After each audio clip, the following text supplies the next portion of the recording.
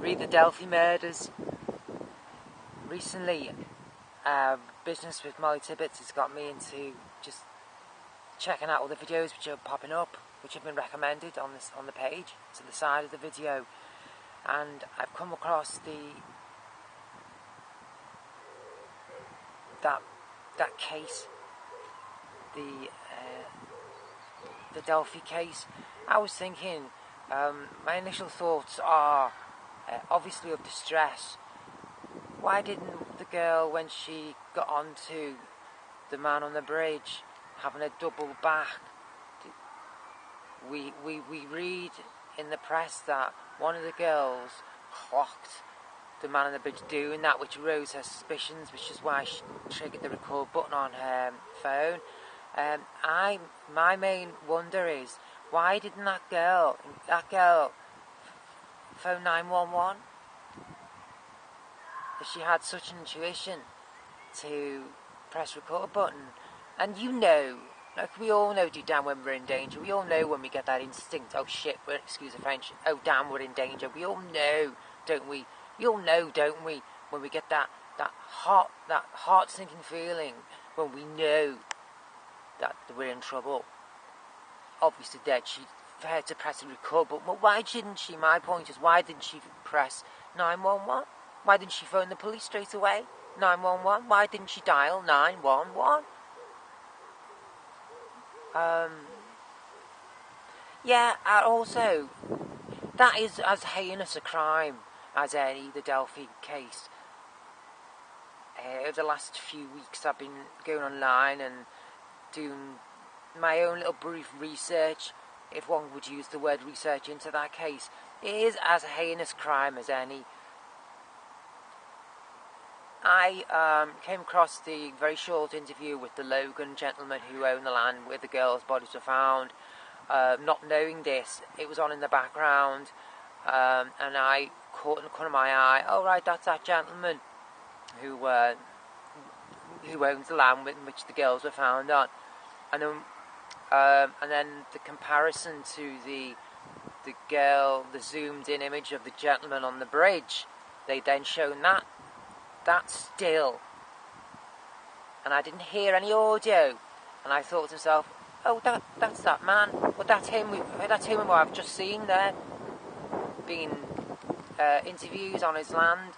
I think it was the guy from Inside Edition. It's that interview, the 3-4 minute interview he gave to Inside Edition, the young chap who's one of the presenters of Inside Edition. That little 4-minute snip interview, I said to myself, well, that's that gentleman who I've just seen speaking about the girls we found on his land. That was my intuitive feeling when I saw the still of that zoomed in image of the man on the bridge, that it was the same chap. And now I'm going online and I'm finding out people are having complete contrasting feeling toward that still, toward the man on the bridge, that it's not Logan, and they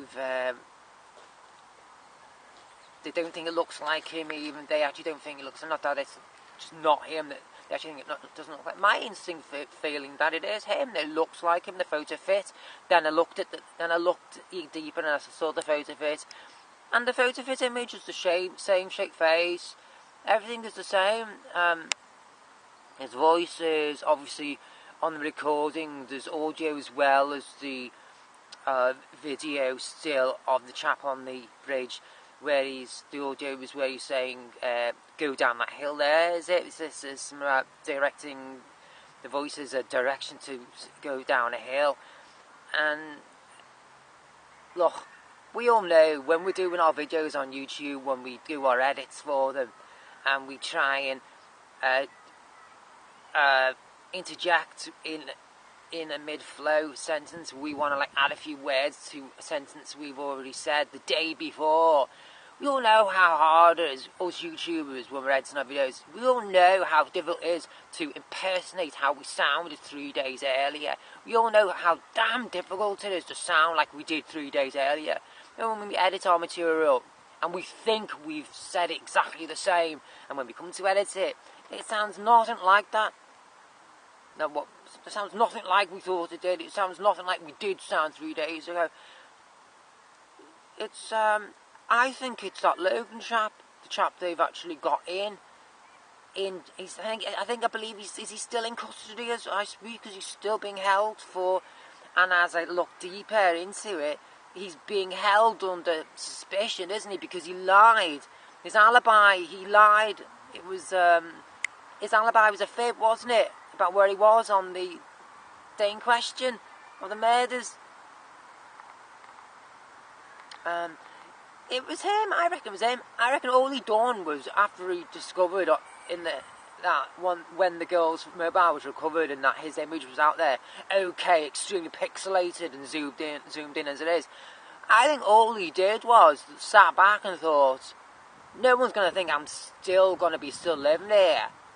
And, you know, he's probably just rushed to his refrigerator and just stuffed loads of food down him to try and alter his image. Probably did something to his beard, his goatee, tidied himself a little bit up, burnt all the clothes which he wore, etc. Yeah, it's like, everyone's saying, well, whoever's done it obviously has fled the bloody country. Well, that's the first thing one would expect. That's the first thing. I, with the greatest respect, I think it was a crime of opportunity. Not a crime of where it was planned and intuited by the perp. I think it was simply a crime of, because it was the, and then as I'm adding it to the edit, because it was the gentleman who owned the land, he's just seen in his binoculars or something what occurred, what was going down, 2 unescorted girls, and he's thought, right, being a sicko dude he is, and he's just took it upon himself to carry out one of his fantasies, hasn't he? I think they've got their man. I do honestly think that they have their man in custody at the moment, and I think they're keeping him in custody because they don't want him to commit suicide, because they want to get someone for this. They want to get justice for the girls. They want to be able to criminalise someone for the case, because apparently there isn't enough evidence at the moment to criminalise someone. There's talk of DNA, possibly some DNA. They're trying to get, there's possibly a trace DNA at the scene, and they're trying to analyse that at the moment as we speak, but that's not all come through. That's not fruited at the moment. But they might find it difficult to charge this man or any person for this crime, because they're not finding any evidence, are they, at this crime scene, are they? Yet they believe, like I believe, it's that Logan chap. This is going to possibly go on for a while, this, because of what I've just said there, that they think that they've got their man, but they can't prove it. And with everyone out there in YouTube land, internet land, thinking it's not this Logan chap, I think it is. I honestly think it is. I do. It's case closed. I do. I honestly think it's that Logan fellow. My instinct said it for me. Said it to me. Even my instinct decided it was my instinct that told me it was him. It was him. The whole bones, the chap, it's my instinct. When I saw it, my instinct said it's that chap. I can't understand how people think it doesn't even look like him. That it's definitely not him. It can't be that other. There's another young chap in question, isn't there? They've got, which is online at the moment, a red-headed fellow, very young fellow, who lived in the area a little while back. Perhaps not the same time as when the crime was committed, but because he had lived in the area for a few years back. There's a chap, isn't there, who's suspected of doing it at the moment. I say a redhead fellow who's half the age of the Logan man. I'm thinking this is a crime which takes experience to have committed. I honestly cannot see it being that other guy they think might have committed it.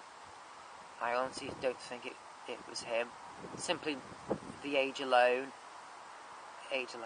You could hear in the audio clip of the chap on the girl's mobile saying when he was directing the girls down, well, we believe to be directing the girls down, may not be, we don't know, obviously we don't know, do we? But the directions, the few words he said, the 3 words, go down the hill, was it? We could even hear in that audio clip the nerves in the man's voice, his absolute nervous state within his voice. We could even hear, couldn't we? It was, you could tell there was a lot of stress and tension in the vocals there, in the recorded vocals, which we can hear on the girl's mobile. It's just, yeah, as I say, it's just a damn shame that she never dialed 911. Great that she got a recording and the audio clip, but great. And that the perp never managed to find her mobile on it. Heinous crime, completely, utterly, unspeakably heinous. Heynaie of a crime, but yeah, I know it's a shame she never phoned 911. Over now. Thanks for watching. I hope you've enjoyed it. Next time.